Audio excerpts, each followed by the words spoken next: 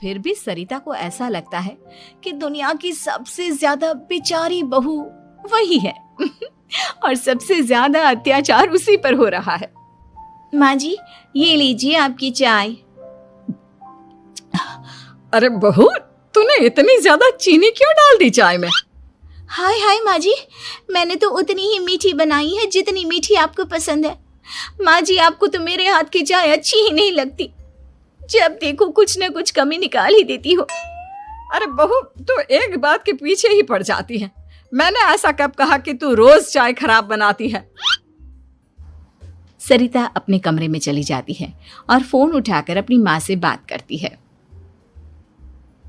Hello माँ, कैसी हो आप? क्या कर रही हो? मैं तो ठीक हूँ, पर तू बता, तेरा मूड कैसा है? तेरी आवाज से लग रहा है कि कुछ तो हुआ है तेरे ससुराल में। अरे क्या बताऊँ माँ, यहाँ तो हर समय मेरे साथ बहुत बुरा व्यवहार होता है। मैंने अपनी सास के लिए इतनी अच्छी चाय बनाई, लेकिन मेरी सास चाय पीते ही मुझे 4 बातें सुना दी। बेटी, तू इतनी छोटी छोटी बातों पर ध्यान ही क्यों देती हो? तुम्हारी सास ने कुछ बोल भी दिया तो क्या हो गया, वो बड़ी है ना तुझसे। माँ ने इतना समझाया, लेकिन इस बात का सरिता पर कोई असर नहीं हुआ। अपनी बेचारी बहू की छवि वो बदलना ही नहीं चाहती। अगली सुबह सब नाश्ते की टेबल पर बैठकर नाश्ता कर रहे थे, तभी सरिता ने अपने पति से कहा, सुनिए जी, मुझे ना आज बाजार से कुछ सामान लेकर आना है। आज आप ऑफिस से आने के बाद मुझे लेकर चलना ना। भाभी, मुझे भी कुछ किताबें खरीदनी है। आप दोनों जा ही रहे हो तो मेरी किताबें भी ले आना। लो, अभी तो बात ही की है बाजार जाने की, तो एक फरमाइश आ गई। माँ जी, आप भी बता दो कुछ, और हाँ, मोहल्ले वालों से भी बोल दो अगर वो कुछ मंगवाना चाहते हो तो। बेचारी मीनाक्षी अपना सा मुंह लेकर रह गई। ये सब देखकर रोहन से चुप नहीं रह गया और वो गुस्से में बोला, सरिता, क्या हो गया है तुम्हें? मीनाक्षी ने तो सिर्फ किताबों के लिए बोला है। तुम्हें मीनाक्षी से इस तरह से बात नहीं करनी चाहिए। माफी मांगो उससे अभी। क्या? मैं माफी मांगू? दिन भर आपके घर के काम करूं मैं, आपकी और आपके घर वालों की बातें सुनूं मैं, और अब माफी भी मैं मांगू? ऐसा कभी नहीं हो सकता। ये बोलकर सरिता वहां से चली जाती है। एक दिन उनकी पड़ोसन घर आती है। अरे सरिता, क्या कर रही है? और क्या करूंगी भाभी जी, बस घर का काम ही कर रही हूँ। आप बताओ कैसे आना हुआ?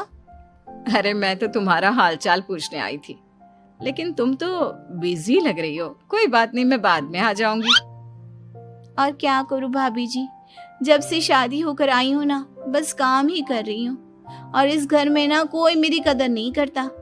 पति है जो बस घर से ऑफिस, ऑफिस से घर। ननद को तो कॉलेज से फुर्सत नहीं। बची सास तो उनका सारा समय मेरी गलतियां निकालने में लग जाता है। अरे ये क्या कह रही हो सरिता? तुम्हारी सास तो पूरे मोहल्ले में तुम्हारी तारीफ करती फिरती है कि तुम बहुत अच्छी हो, पूरा घर तुम्ही ने संभाल रखा है। हाँ तो क्या हुआ, इसमें गलत क्या कहती है? सच्ची तो कहती है। मेरी मर्जी के बिना इस घर का पत्ता भी नहीं हिलता। शाम को जब रोहन घर आया तो उसने सबसे कहा, कल हम सबको मौसी जी के घर जाना है, उनकी बेटी की शादी है। सब अपनी अपनी पैकिंग कर लो, सुबह होते ही निकल जाएंगे। और सरिता, तुम कान खोलकर सुन लो, वहां जाकर किसी की बुराई भलाई शुरू मत कर देना, नहीं तो मुझसे बुरा कोई नहीं होगा। हाय हाय जी, आप तो ऐसे कह रहे हो जैसे मैं सुबह शाम सबकी बुराई करती फिरती हूँ। आज तक कोई कह नहीं सकता कि मैंने किसी की पीठ पीछे किसी के बारे में कोई बुरी बात बोली हो तो। अरे बस बहू, बात को और ज्यादा आगे मत बढ़ा। हमें सब पता है तो हमारे साथ क्या व्यवहार करती है। ये बात घर तक रखना, शादी में किसी को कुछ मत बोलना, नहीं तो सब कहेंगे कि शांति की बहू कितना बोलती है। हाँ हाँ, सब कुछ तो मैं ही बोलती हूँ ना। आप लोग तो हर समय फूलों की बारिश करते रहते हो मेरे ऊपर। सारी गलती मेरी है जो मैं इस घर में आई, सबका कितना ध्यान रखती हूँ, लेकिन फिर भी मेरी तो आप लोगों की नजर में कोई कदर ही नहीं है। अगली सुबह सब लोग मौसी जी के घर पर चले जाते हैं। वहां पर शादी का माहौल होता है, सब जगह चहल पहल होती है, बहुत सारे मेहमान आए हैं। सरिता को वहां बहुत अच्छा लग रहा है। वो अपने मन में सोचती है, यहाँ कितना अच्छा लग रहा है, कितनी रौनक है। मैं यहाँ किसी से ज्यादा बात नहीं करूंगी, अगर मेरे मुंह से कुछ ऐसा वैसा निकल गया तो रोहन जी तो मुझसे गुस्सा हो जाएंगी।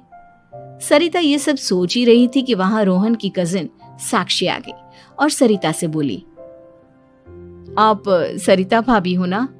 जितना आपके बारे में सुना था आप तो उससे भी ज्यादा सुंदर हो। हाँ वो तो है, मेरी सुंदरता की तारीफ सब करते हैं। मेरे मायके में तो सब यही बोलते हैं कि रोहन जी की किस्मत बहुत अच्छी है जिन्हें मैं मिली। लेकिन आप कौन है? मैंने आपको पहचाना नहीं। मैं रोहन भैया की कजिन हूँ। आपकी शादी पर नहीं आ पाई थी ना, इसलिए आप मुझसे मिली नहीं कभी।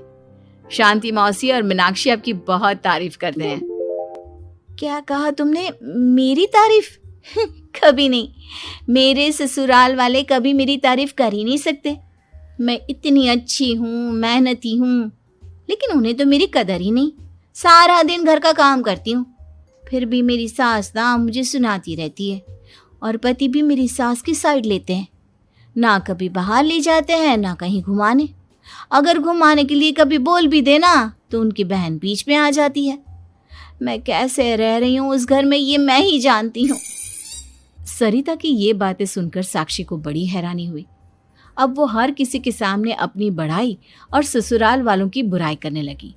रोहन और शांति को सरिता पर बहुत गुस्सा आया, लेकिन वो चुप रहे। अगले दिन जब वो अपने घर पर आए, सरिता, तुमने क्यों सबके सामने मेरी इज्जत का तमाशा बनाया? तुमसे बोला था ना कि चुप रहना।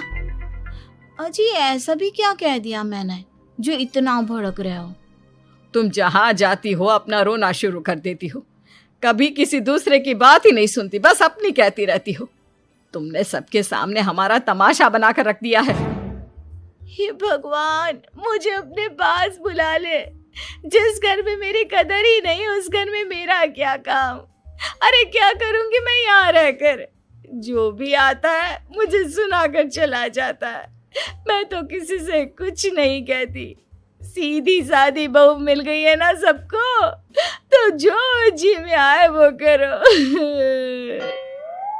सरिता ने अपने आगे किसी को कुछ बोलने ही नहीं दिया और उस दिन भी उसने सबके सामने खुद को बेचारी बना ही दिया। अगले दिन मीनाक्षी कॉलेज के लिए लेट हो रही थी, इसलिए वो हर काम जल्दी जल्दी कर रही थी। अपना नाश्ता लेने किचन में गई और पतीले में रखे गरम दूध को गिलास में डालने लगी।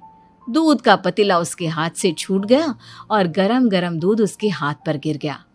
ओए माँ, हाय मेरा हाथ, माँ मेरा हाथ जल गया। मीनाक्षी की आवाज सुनकर सरिता दौड़ती हुई आई। ये क्या किया तुमने? तुम्हें नाश्ता चाहिए था तो मुझसे बोल देती, मैं क्या मना करती थी? अब पता नहीं कितने दिन की मुसीबत पाल ली तुमने। सरिता मीनाक्षी को उसके कमरे में ले गई और उसका बहुत ख्याल रखा। उसका इस तरह से ख्याल रखना शांति और रोहन को थोड़ा अजीब लगा। माँ, सरिता के दिमाग का भी कुछ पता नहीं। कल शादी में सबको इतना कुछ बोल कर आई है हमारे बारे में, और अब मीनाक्षी की कितनी अच्छी देखभाल कर रही है। ये ऐसा क्यों करती है?